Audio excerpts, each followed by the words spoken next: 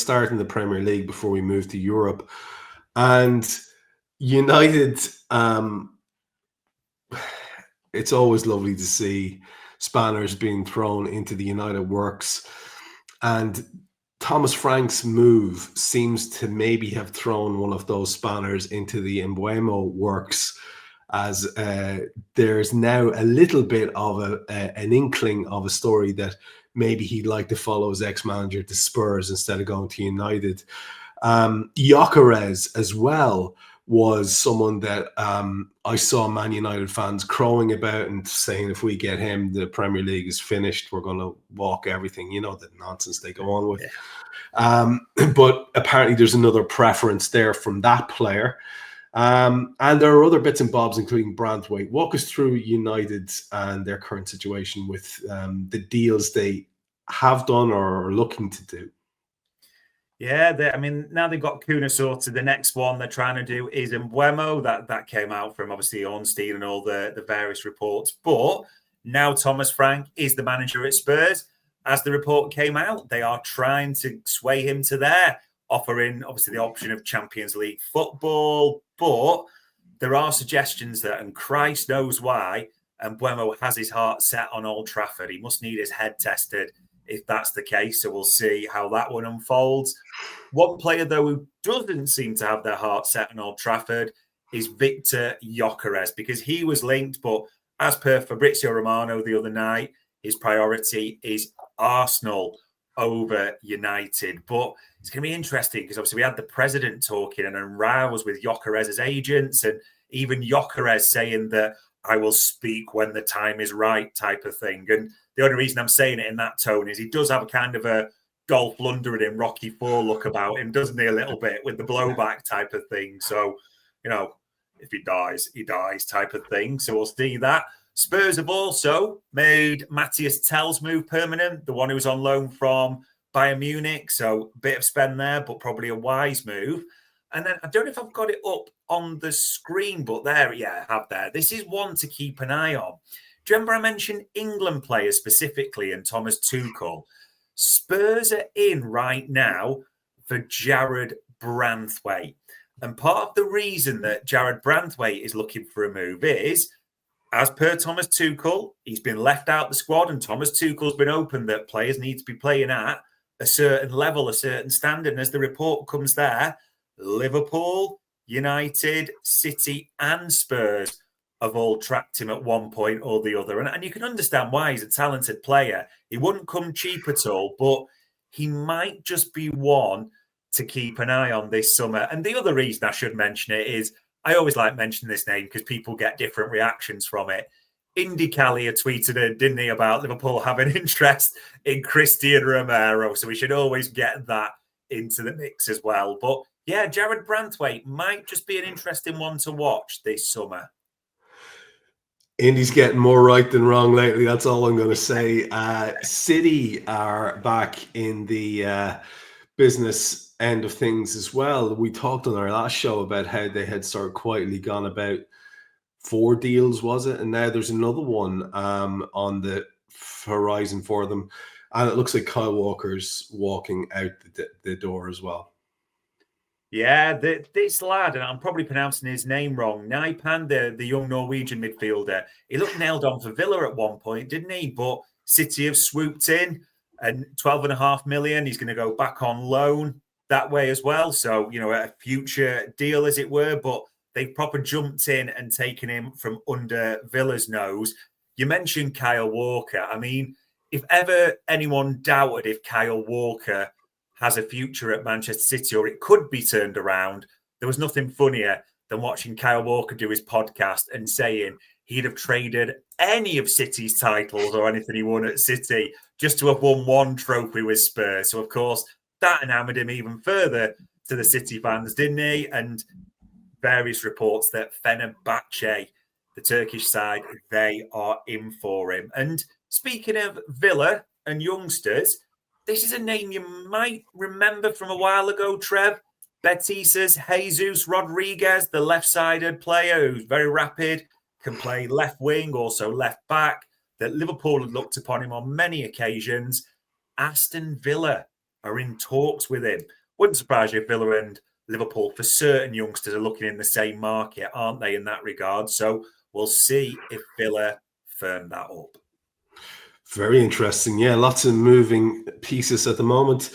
The under-21s tournament you mentioned earlier on is kind of a factor, as is any tournament that's kind of currently ongoing, because you're waiting, like we were waiting for with the Verts thing, for the international stuff to be over. It's going to be a place that people are going to be focusing their attention for various reasons. Some of it is going to be scouting, and the other is going to be looking at players who are already sort of semi-established, like the likes of our own Harvey Elliott there, and wondering what's going to happen to them, and if they have a positive tournament, could that possibly be a little shop window for them? What's going on here with Everton and Wolves? Definitely both interested in one player who's at the tournament. Yeah, French player, Villarreal, the Spanish club, Tierno Barry, I think it's pronounced. So he's got a 34 million release clause. So as you mentioned, Everton and Wolves both having a good look at him. Newcastle's boy, the Danish lad, I think it's called Asula, if I'm pronouncing that right. He's shining as well. So it'll be interesting to see.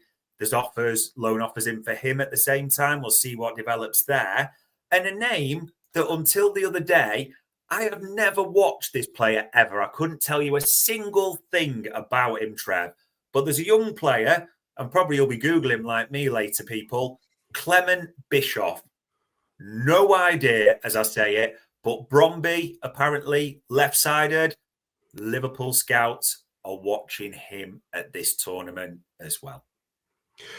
They're the kind of things I like hearing, because I wouldn't know about it otherwise. So I will be having a little explore around that particular footballer and see what he's up to. And we'll finish with Chelsea. And yeah, there's an interesting angle here, isn't there, with the João Pedro interest, that we could, if we were getting all excited, make a little sort of reference back to Liverpool with. So finish with the Chelsea Newcastle story.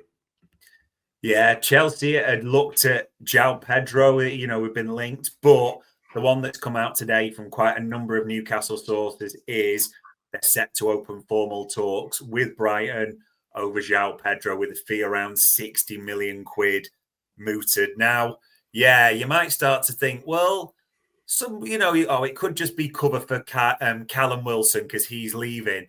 But Newcastle are trying to renew him on a deal as well. So that, there's that in the mix. And there's a certain striker we talked about around 10 minutes ago that, you could draw aspersions from, but we'll have to see what develops there.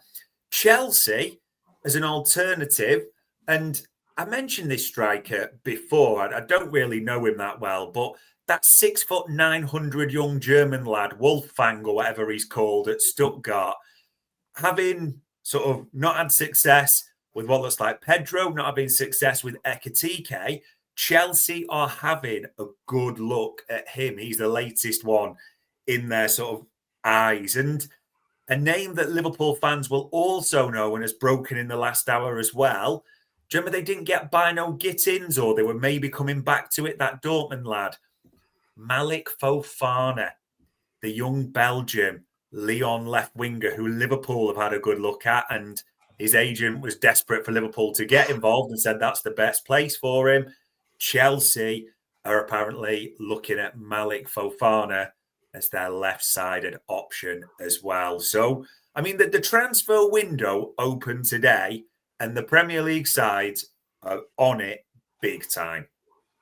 No surprise to see Chelsea copying our homework. I think you'll agree. Only Real Madrid do that more. So that's no surprise. I think the João Pedro stuff is going to have people making fanciful connections in their brain, because I'm one of those people who's just made a fanciful connection in his brain. Maybe they're going to get rid of their current striker, and then that would mean so. Anyway, we'll see. But interesting. And I did see some video footage of that Volta Mada guy. And he's a very unique, almost Crouch-esque build. But if anything, and Crouchy was quite graceful for a big lad. This guy it's really interesting the way he moves on the pitch. I knocked some real crack out of looking at the clips of him. He looks like a really effective footballer. So wouldn't be surprised to see him in the Premier League. Let's put it that way.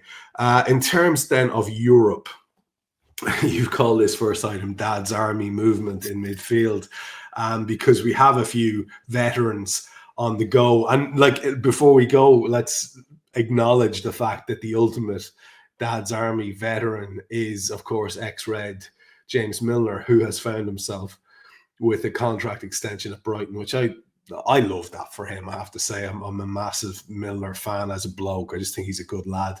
So the longer he's knocking around, the happier I'll be. I love seeing Milner coming onto the pitch and kicking a few lads up in the air and then doing a good pass. It's a great combo. But there are other veterans on the move. We've got De Bruyne, and we all know about that one. Xhaka is on the move as well, possibly. What else do we know in terms of older footballers or veteran footballers and their movement? Trev, in an alternative to our normal standard viewing, and this is going to sound bizarre, but work with us here, people. Trev, have you got your phone with you right now? I just turned it off because it was ringing. So I have just sent Trev a screenshot of something. What's going to happen in approximately a minute, or however long an Apple or Android phone, whatever Trev's got, takes to turn on, is Trev's going to load it and he's going to read the message and he's probably going to utter the phrase, "What the fuck?" So we'll give him a minute to do that. But before we get to our what the fuck moment, people, Dad's Army, Luka Modric is undergoing a medical, but he's going to play the Club World Cup. So he's going to AC Milan. So that's the first installment in Serie A of Dad's Army. Kevin De Bruyne has confirmed his deal at Napoli. So that is the second installment of Dad's Army in Serie A. AC Milan are also looking at Granit Xhaka on a nominal fee. So another Dad's Army moving there into Serie A. Now, a little bit different. Paul Pogba. Christ, you forget he was still playing football, don't you? He is in talks to go to Monaco. So I don't know if someone's just, I think the kids call it like a Football Manager 2021 regen type of thing, I believe is the name. But Dad's Army, older midfielders. Yeah, there you go. And now I've given you that information. Trev, have you read the message I have just sent you? In the immortal words of the Virgin Mary, come again? So I think you need to drop this one because it's directly related to the story we were just talking about and the club we were just talking about, and it could have knock-on effects here. So let the people know. This is, as Trev will verify, a top-level source who gets exceptional info, knows two ways about it. Remember, and again, 2 and 2 getting 27, but as will emerge in the near future, Newcastle have a serious interest in Diogo Jota, the Liverpool forward. Now, you could probably guess, what we could draw, what we could envisage, what we could want for that. But just in case you missed that, and Trev will verify, because I just sent him the screenshot from a very an exceptional source, I think it's fair to say. Newcastle are interested in Diogo Jota. We could all probably draw some dots as to what we think that could mean. So, just to reiterate, to connect the dots for people who weren't here for the early part of the show, Newcastle João Pedro links are quite strong. Liverpool Isak links, for some reason that we couldn't fathom, are strongish. The story won't go away. And now we have Diogo Jota links to Newcastle. You put Jota and Pedro coming into the club, I think that might leave us with a possible freeing up of the ultimate Liverpool target. That's wild, Dave. It's wild. Also, by the way, and we say this, we don't blow our own trumpet, but how many do we get right, which people never mention? Now, if this comes up, let's just see, Let's just see. But yeah, this window, Trev, just has the ability to be absolutely insane, doesn't it? Absolutely insane. I love a bit of drama, and that's a wild story. That's a really interesting story. Makes you wonder what kind of fee we could possibly demand for this guy. Let's finish off. We've got 3 stories left.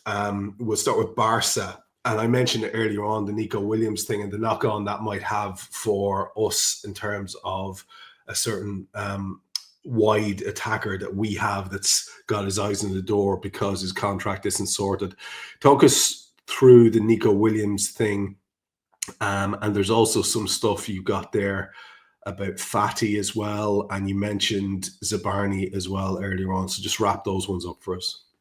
Yeah, the few sort of moves in Europe are interesting. Now, we spoke to the Barcelona journalist about this, and he almost said it's just like it's last summer rehashed. It's like Groundhog Day when, again, Barcelona were looking at a left winger, and again, we're looking at Nico Williams and Luis Diaz. Now, the big thing to say on this, which is maybe ultimately crucial for us at the same time, is Nico Williams has given priority to Barcelona over everyone else.